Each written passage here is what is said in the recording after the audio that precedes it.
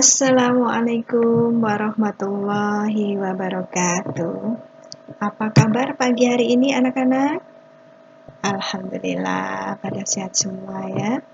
Anak-anak pada kegiatan belajar mengajar pagi hari ini ya, kita awali dengan membaca doa dulu supaya ilmu yang kita dapat pada pagi hari ini dijadikan oleh Allah Subhanahu wa taala ilmu yang bermanfaat baik di dunia maupun di akhirat. Berdoa silakan. Amin. Anak-anak, Bu Yayu absen dulu ya. Alhamdulillah, dalam kegiatan daring kali ini ternyata kalian semangat ya, masuk semua dan dalam keadaan sehat. Ya.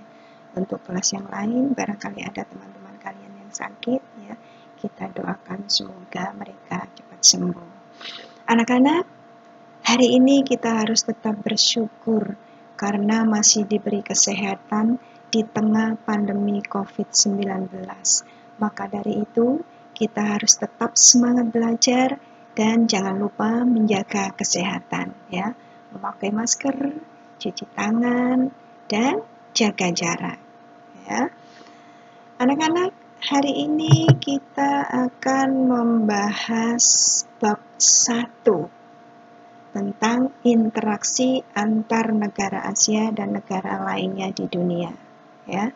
Namun sebelum pembelajaran kita mulai, kita yel-yel dulu ya supaya kita lebih bersemangat belajarnya. Yel-yel IPS tentunya kalian sudah hafal semua ya.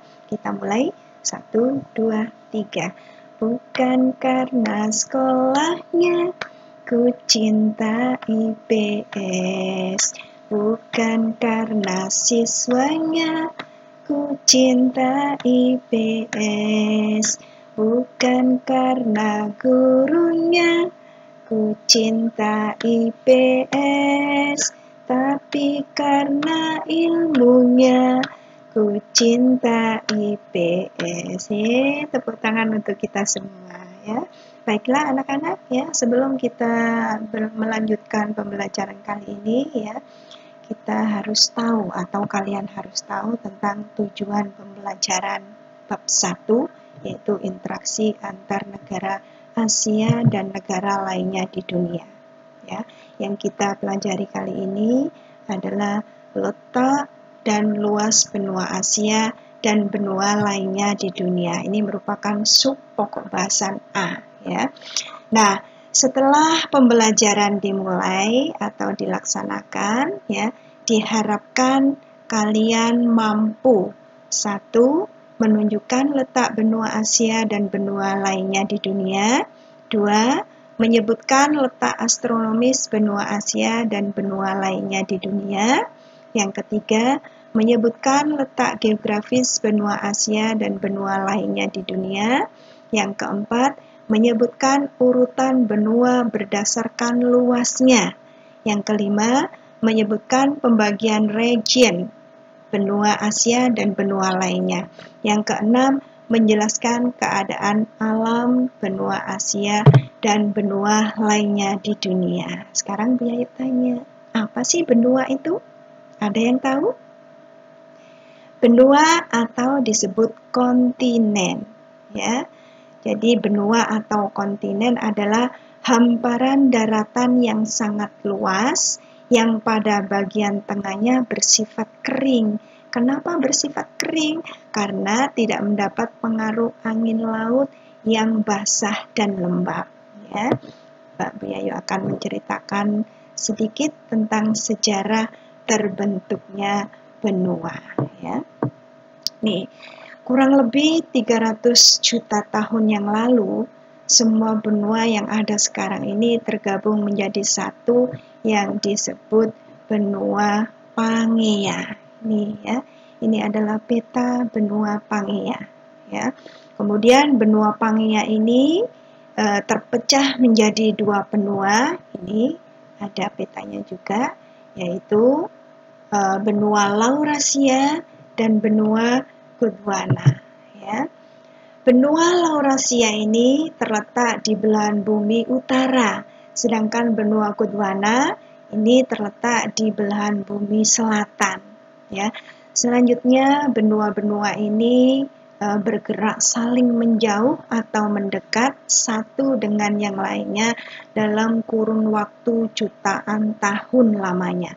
Barulah terbentuk benua yang kita kenal saat ini, ya. Ini disebut teori pergeseran. Siapa pencetus teori pergeseran?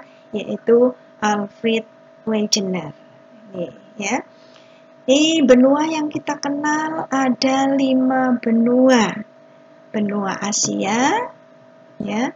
Kemudian ada benua Eropa, ada benua Amerika, ada benua Afrika, dan ada benua Australia.